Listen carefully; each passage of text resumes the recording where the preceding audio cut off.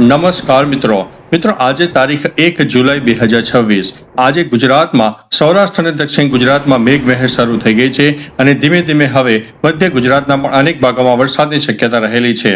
મિત્રો આગામી 5 દિવસ શું છે વરસાદની આગાહી, કયા જિલ્લામાં વરસાદની શક્યતા વધુ છે અને હવે મેઘ તાંડવ કઈ જગ્યાએ થઈ શકે છે, તમામ પ્રકારની માહિતી આ એક વિડીયોમાં તમને મળી જવાની છે। મિત્રો મહત્વનું છે કે આગામી 5 દિવસ મહારાષ્ટ્ર માટે રેડ એલર્ટ આપવામાં આવ્યું છે। મહારાષ્ટ્રના અનેક વિસ્તારમાં 5 ઇંચથી લઈને 10 ઇંચની વચ્ચે વરસાદ થઈ શકે છે, એટલે ભયંકર જળબંબાકારની પરિસ્થિતિ સર્જાય, જનજીવન અસ્તવ્યસ્ત થઈ જાય તેવું એક વાતાવરણ અમને દેખાઈ રહ્યું છે। હવે મિત્રો મહત્વની વાત કરતા હતા ગુજરાતમાં વરસાદની આગાહી। આગામી 7 દિવસ દરમિયાન ગુજરાતમાં ચોમાસું મજબૂત બની રહ્યું છે। રાજ્યમાં સાયક્લોનિક સિસ્ટમ અને ટ્રફ રેખા જેવી સિસ્ટમ સક્રિય થવાને કારણે તમામ વિસ્તારોમાં સાર્વત્રિક વરસાદનો માહોલ જોવા મળશે।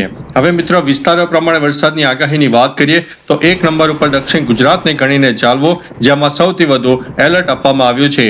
આ પ્રદેશમાં આગામી 5 દિવસ માટે ભારેથી અતિ ભારે વરસાદની સંભાવના સાથે રેડ અને ઓરેન્જ એલર્ટ જાહેર કરવામાં આવ્યું છે। જિલ્લાઓ પ્રમાણે વરસાદની આગાહીની વાત કરીએ તો સુરત, નવસારી, વલસાડ, ડાંગ, તાપી, ભરૂચ, નર્મદા અને દમણ તેમજ દાદરા નગર હવેલીમાં વરસાદની શક્યતા રહે છે।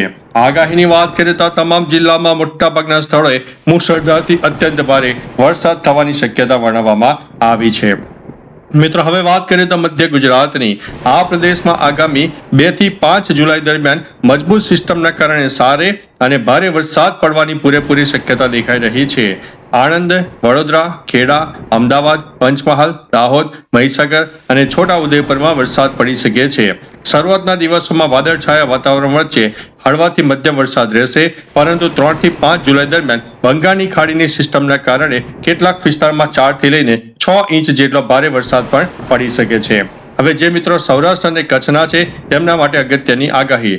લાંબા વિલંબ બાદ હવે સૌરાષ્ટ્ર અને કચ્છના ભાગોમાં પણ વરસાદી ગતિવિધિઓ તેજ થઈ ગઈ છે।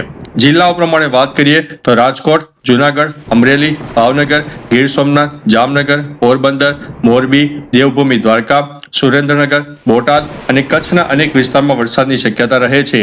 આજે સૌરાષ્ટ્રના અનેક વિસ્તારમાં વરસાદ શરૂ થઈ ગયો છે, વીજળીના કડાકા ભડાકા પણ શરૂ થઈ ગયા છે, એટલે ખેડૂતોને થોડા સાવચેત રહેવા માટે અમારા ચેનલ વતી છે। આગામી દિવસોમાં અનેક જિલ્લામાં ખાસ કરીને સૌરાષ્ટ્ર અને કચ્છના અનેક જિલ્લામાં ગાજવીજ સાથે વીજળીના કડાકા ભડાકા સાથે અને 40 થી 50 કિલોમીટર પ્રતિ કલાકની ઝડપે પવન સાથે મધ્યમથી ભારે વરસાદી ઝાપટા પડવાની સંભાવના છે। દરિયા કિનારાના વિસ્તારોમાં ભારે પવન પણ ફૂંકાઈ શકે છે। હવે જે મિત્રો ઉત્તર ગુજરાતના છે તેમના માટે આ આગાહી અગત્યની છે। લાંબા સમયથી વરસાદની રાહ જોઈ રહેલા ઉત્તર ગુજરાતના ખેડૂતો માટે પણ હવે સામાન્ય રાહતના સમાચાર આવી રહ્યા છે। જિલ્લાઓ પ્રમાણે વાત કરીએ તો બનાસકાંઠા, સાબરકાંઠા, પાટણ, મહેસાણા, અરવલ્લી અને ગાંધીનગરમાં વરસાદની શક્યતા રહે છે।